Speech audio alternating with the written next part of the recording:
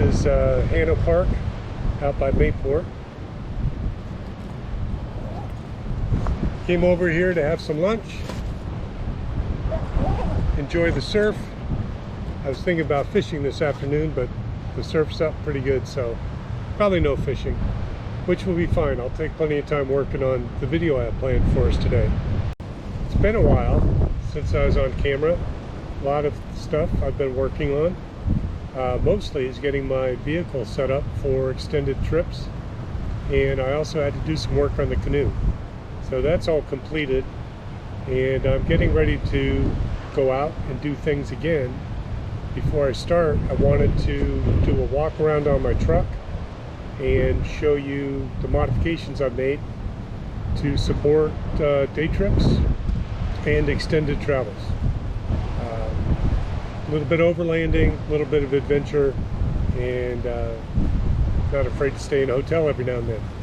So I'm going to enjoy my lunch, and then we'll go find a nice place to set the truck up, and I'll show you what I've done.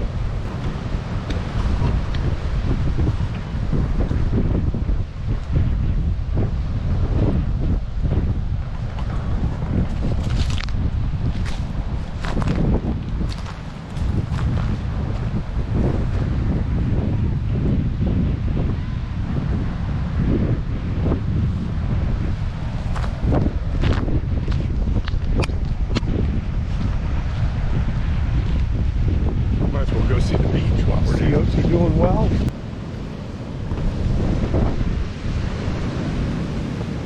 We've been here today.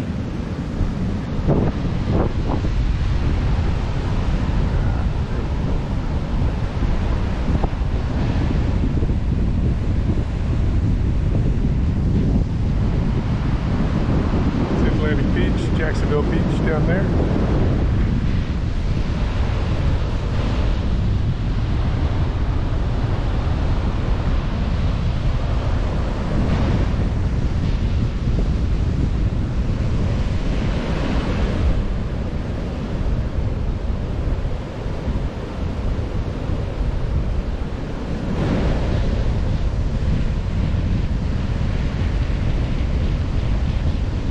That sound.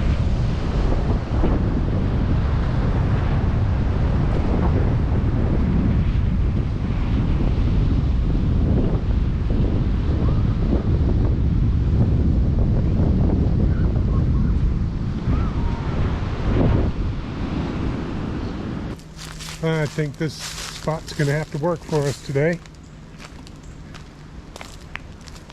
Here's my truck. This is a 2010 Silverado extended cab, 4x4, Z71 package. It's got the work truck interior. It is not fancy, 5.3 liter engine. Inside I've installed a backup camera, new radio, it's a Pioneer unit. I have a Midland GMRS radio, general radio service radio. Probably keep my keys with me.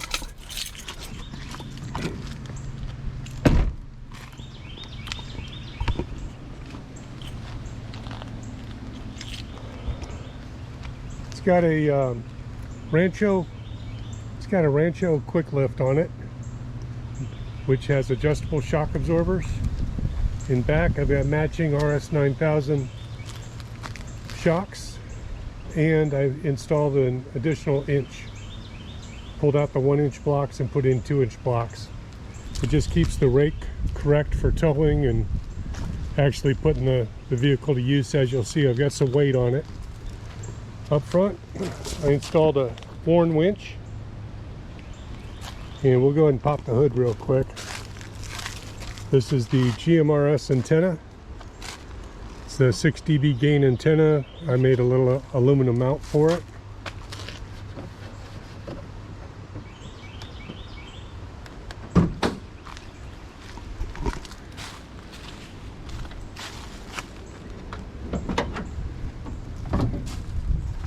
Under the hood, I've installed a second battery. The stock battery is over there. This is a second battery which powers my box in the back. I made a switch panel for it. This is a battery isolation switch. Right now I have it set to both.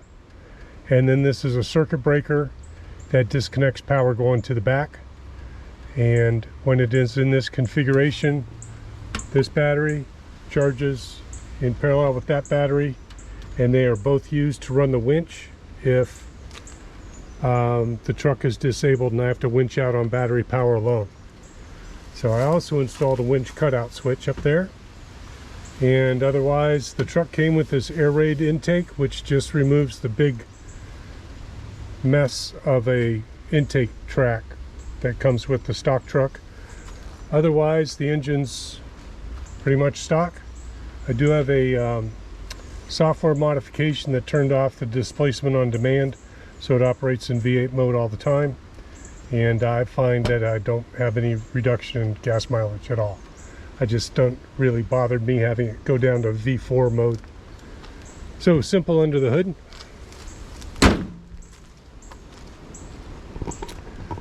These are the stock step tubes that came with the truck, and I see a little bit of it's exposed, but I just painted them with some Rust-Oleum peel away rugged paint.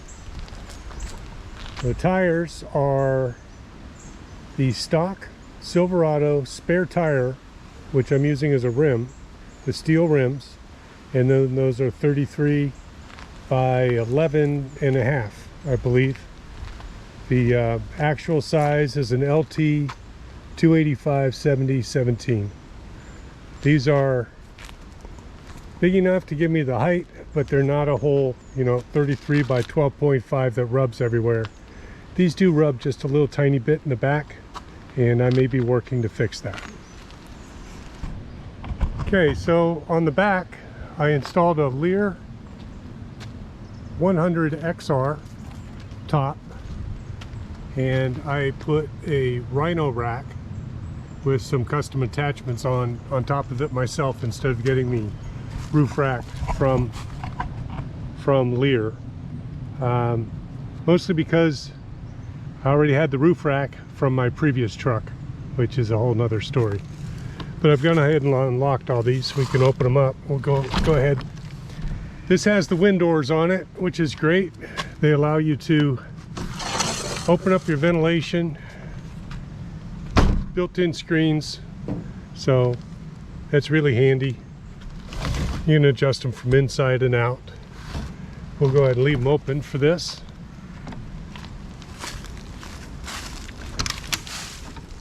I like the back as a one-piece handle. It has a single lock on it. I chose not to get the auto locking mechanism because it's huge. It sits up here and takes up a whole lot of space, and I'm tall, and I'm just going to hit my head on it. So I do have some stuff in here, but we're going to go ahead and get that out of the way.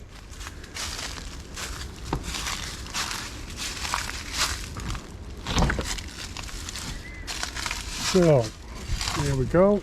Got some breathing room. All right, give me just a moment, I'll get this cleaned out. Okay, that just took a second. So this is my build. What you're looking at is almost entirely removable with a 1 wrench, 3/4 inch wrench. One of my priorities for this was to have a refrigerator. So this is an Iceco refrigerator on a home-built slide unit. Just has a little pin that keeps it in place. In order to have a refrigerator, I've got to have power. So to that end, I built this box, and it is a independent power supply. See if I can get you down there. It shows we got 13 volts on it, and I have a breaker for the output. It's got a 12 volt, normal 12 volt power port, and it's got a USB port. When the panel's turned on, those are active. This is a little switch for the smart charge function, which relies on whether you have a smart alternator or not in your car. This is not a permanent install, so I made it a switched feature instead of wiring it into the ignition. The whole operation really relies on this box down here. I'm trying to get you a shot of. It's a red arc DC to DC charger that's mounted on the back out of harm's way. And then inside I have two golf cart batteries, and those are water miser caps that prevent the batteries from gassing. It recovers the vapors and battery acid that normally boils off. There's essentially no water loss with these caps installed. Here's a small fuse panel, which is mostly for the, pull you back a little bit, small fuse panel, which is mostly for the outputs on the panel here. And then I've got numerous large fuses that are required for the DC to DC charger. The batteries are in there pretty good. You take the front panel off to service them so I built rails around the edges of the box to allow for expansion, and it is ventilated, of course, with the magnetic latch, just in case there's some reason for it to want to ventilate quickly. So with the power pack installed, you have to charge it. I have this wired in under the dash to my dual system coming off that switch panel I showed you. So there's a breaker up there that feeds into this, and then, like I said, I've got a breaker right here that feeds out of it, so I can control power there. That is a battery charger, which I'll talk about in just a minute.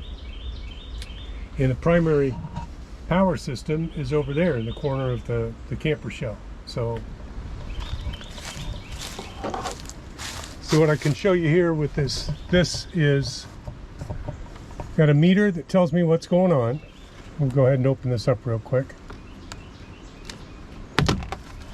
So the meter uses what's called a shunt, and that measures all the current flowing through this power panel, and it can give me battery usage, how many amps I've been drawing over a given period of time, and how much power is currently being pulled.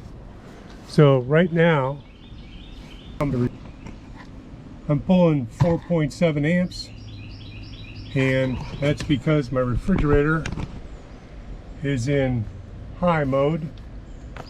We turn that off and we'll see our amperage drop very quickly down to about 2 amps or less.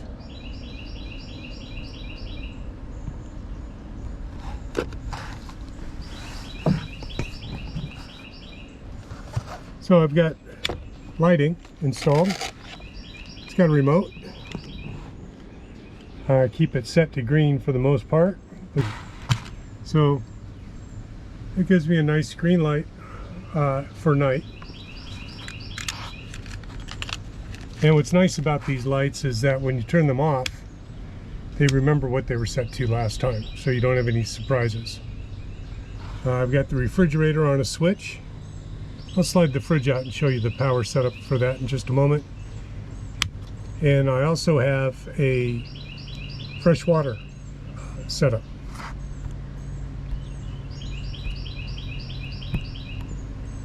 So for the fresh water, and the power panel has a switched USB outlet, and it has a switched 12 volt port. That's on a 10 amp circuit breaker, and that's on a 5 amp circuit breaker. So it's very easy to reset if it happens to short out. All these switches up here should not be blowing, so they're on fuses. And that fuse panel is right up here inside. So, yeah.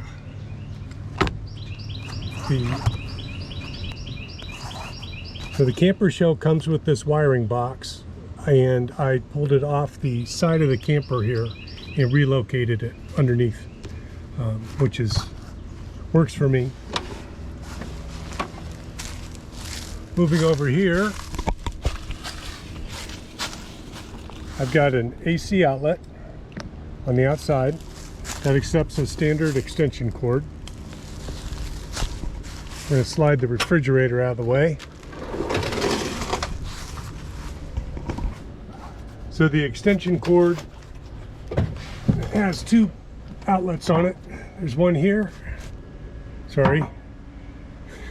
The extension cord comes in right here, and it's a dual outlet. One of them is right here. It's not used at the moment, and the other one is feeding this power strip. And I've got the refrigerator, and I have the battery charger plugged in. So I'll show you the charger.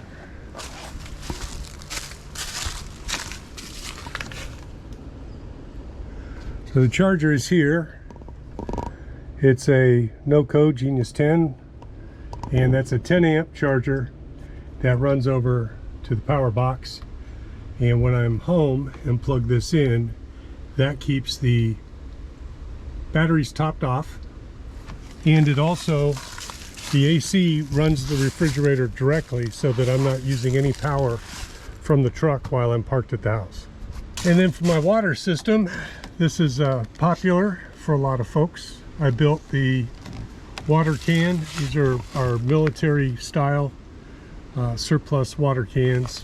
There's a couple from Amazon. I bought one from a surplus shop.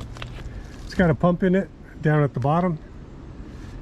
The cables go to the pump, and then you've got an outlet here and your faucet, and when you turn it on, water comes out. I've got that switched. There we go. Just like that. So that's 60 liters of water on board. The battery pack, those are 200 amp hour batteries at 6 volts, which when you make 12 volts with them does not increase the amp hours, it increases the voltage when you hook them up in series, which is what I've done. So it's 12 volts at 200 amps approximately, and that is that's a pretty big battery compared to lithiums. Buying a 100 amp lithium battery is a lot of money. These are heavy. That box weighs about 160 pounds. That's why it's mounted up there. And I can upgrade batteries later. The DC to DC charger will handle wet cells, AGM, sealed batteries, and it will also do the lithium type batteries. So I've got plenty of room to upgrade. Let's go ahead and talk about the rest of the design here. So I like the military crate theme. When I had to build things, I just kind of lean towards that because it is a well-proven design, functional, and something that I could do quite easily without reinventing the wheel. So this is a storage box. Right now I've got some recovery gear in there, a couple of folding chairs. In the back are some traction mats and a compressor for airing down and airing up the tires. The tray I built for the water bottles is intended to protect the wheel well. That is only a single thickness of metal, whereas most of the bed is double walled. The wheel wells are not protected. So this box covers this wheel well, and that setup over there protects the driver's wheel well. The black case underneath is a tool kit, and then in the blue bag, this is a siphon hose and a water hose.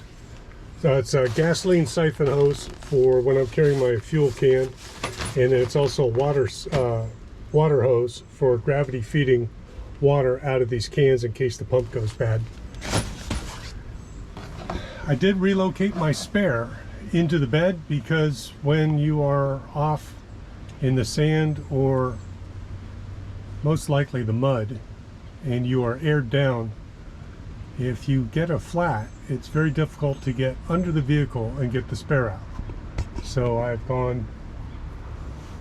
still have the ability to mount a spare underneath, and I can relocate that if I need the space. But for the most part, I like keeping it up here. I can also check it and make sure it's got air and is in good condition. So the mount for the spare tire is really quite basic. That's a threaded rod with a 3/4 inch nut on it and a piece of unistrut, which leads me into how everything is mounted in here. So the bar running along the edge of the truck is called unistrut, and that is the deep stuff. It's like 1 3/4 inches. And then in the bed of the truck, I used shallow rail, which is maybe 3/4 inch. And down here for this mount, you can see I used a piece of 3/4 inch, and it attaches to the main rail, the smaller bolt, and it also goes back and ties in to what I built for the spare tire mount, which is a bar that goes down using these angle brackets. You're able to it's like a giant Tinker Toys. So the unistrut also goes along the back of the cab, or the front of the topper at the back of the cab. It has that bracket sitting up on it. So that bracket is just one of the types of hardware that's available to work with this.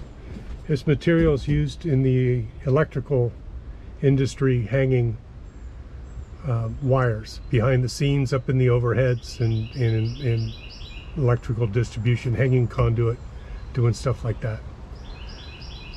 So we're going to go ahead and get into the cot, because I also have sleeping quarters in here. What I'm going to do is set up my bunk, is what I call it. It's a pipe berth, modeled after what they use on ships. So the first part of it, let's see if I'm at a frame here. First part of it is the set of support legs that are stored here.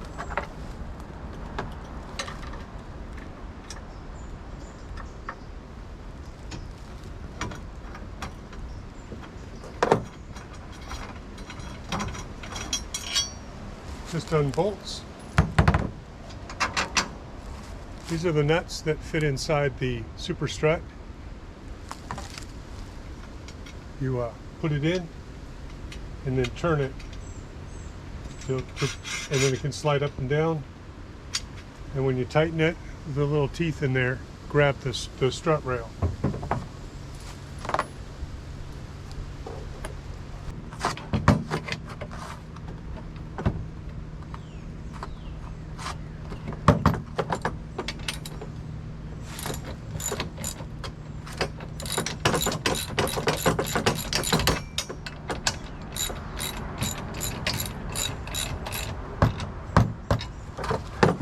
Okay, so there's the leg. So this is the bunk right here. I have another carriage bolt all the way up here.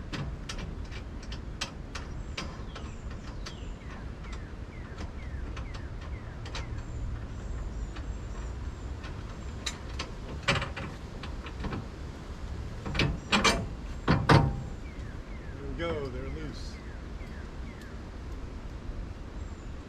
Just gonna leave that up here for now. Okay, so I can take this out. Everything is a precise fit, that's for sure. So we just lay that there for the moment. The bolt, we're gonna need that bolt. And put our leg in place. Bring it over here. Put our nut in. Take the short mounting bolt.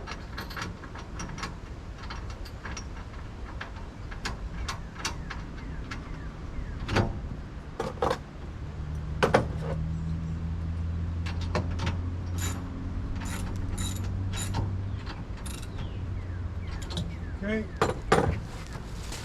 Now we're going to go inside. I think the lighting's okay still.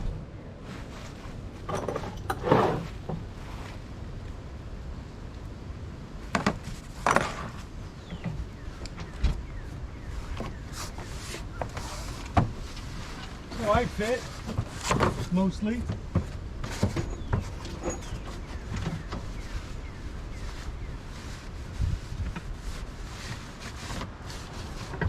So we got to adjust the nylon a little bit so it's straight.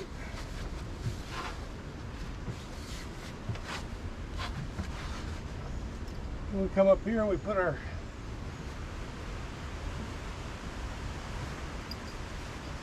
this is where you need to stretch it a little bit. I'm actually going to take this off.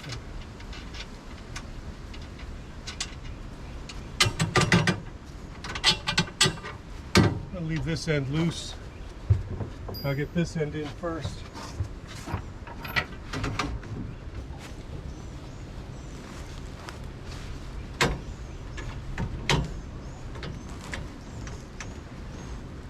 And make sure I'm catching this.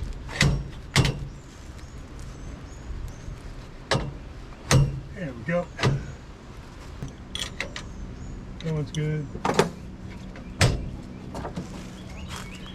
What we're left with, I'll give it some elevation so you can see better. What we're left with is a 6.5 foot nylon bunk.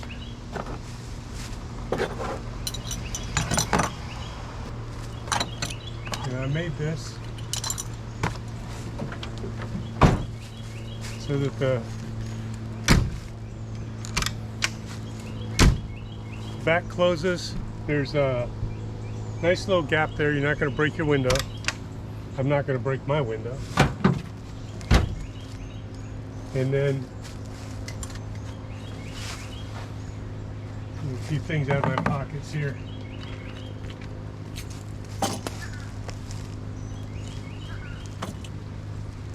So I'm 6'3".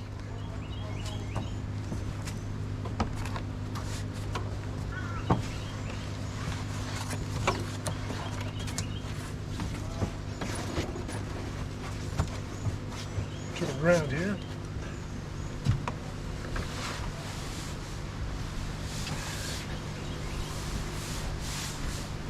And I'm in. That's 225 pounds.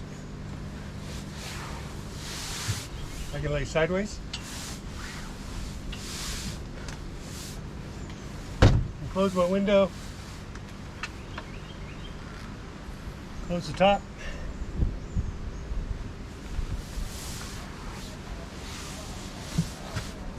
Pretty easy to get out of.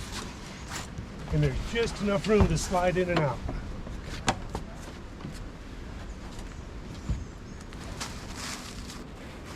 While I am able to sleep on this, it's not really, I don't plan on sleeping in here a whole lot.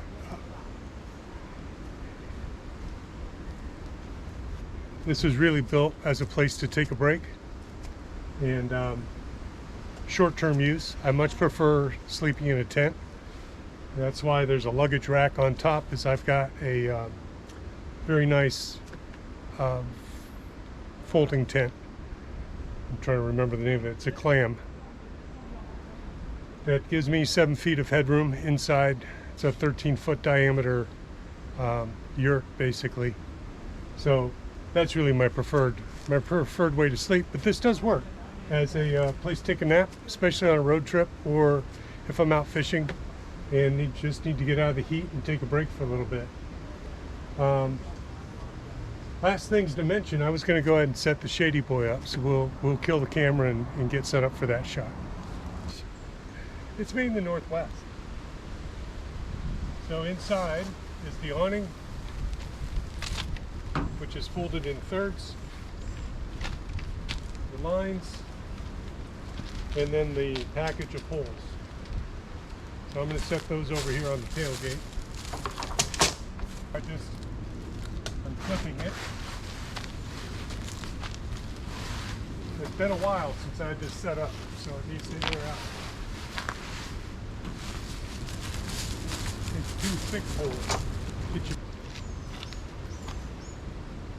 They go in pockets.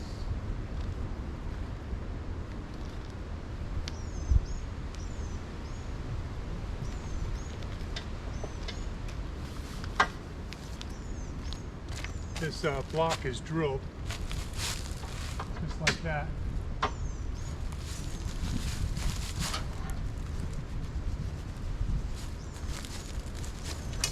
That gives you your width.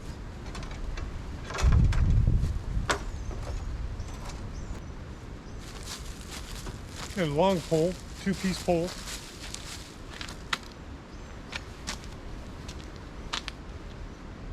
Goes into its pocket. And there's a hole right up here. Snap, and it's in.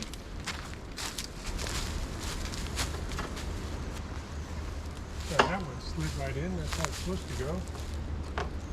And this one goes on. Okay, yeah, that's right. That goes on there. And then this comes out here and fits in the pocket. Just like that. This one should slide in at the other end.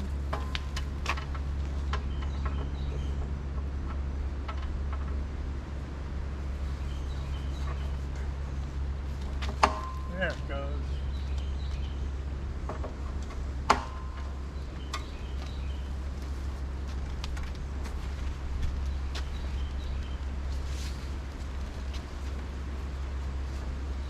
There we go. Uh-huh. Go back here.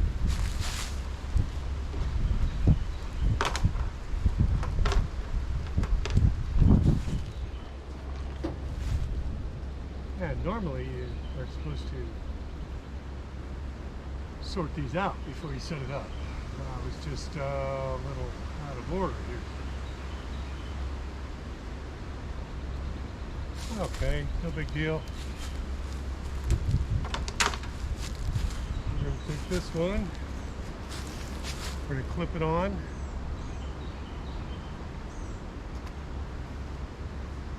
This little loop here. We'll bring it back to the vehicle. Hook it on the bumper and put a little tension on it. Do the same thing up front. Now, while this is designed to be self-supporting, it's often windy here. So I've got these things which clip on.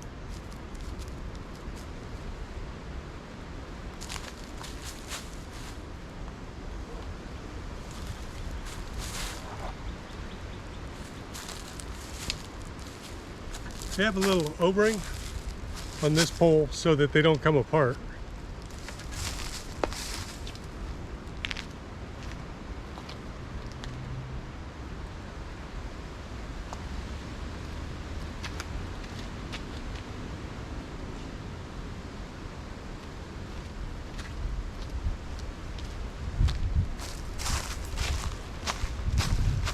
So what the poles do is they help with rain and some with the wind. My understanding is that the design of this whole thing, it's a self-supporting awning, and you have to have some sort of tie down to keep it from flying away. But the poles are not meant to be rigid. If there's a gusts coming, the whole thing is allowed to move, and that keeps it from tearing the awning and damaging the vehicle. Everything's allowed to flex around. And of course, if it's severe rain, that's not what this is for. This is for pulling over the side of the road, grabbing your chair, and being able to take a break in the shade. And I've got plenty of room to stand under it, which is always a concern. This space here fits a chuck box I made. I'll show that some other time. I'm actually working on modifying that a little bit, what I carry inside. Overall, that is the setup.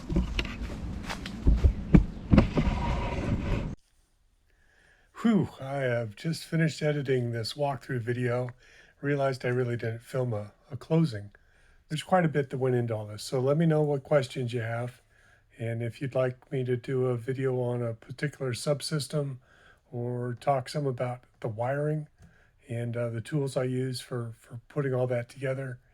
The canoe's also been repaired. It had damage at the bow from going up on cement boat ramps, and I repaired all that. So weather's improving, and I'm ready to get out and go see some places. So I'll be bringing those to you, and of course, learning how to shoot, film, edit, and try to be entertaining. So thanks for your patience, and thanks for watching. Bye.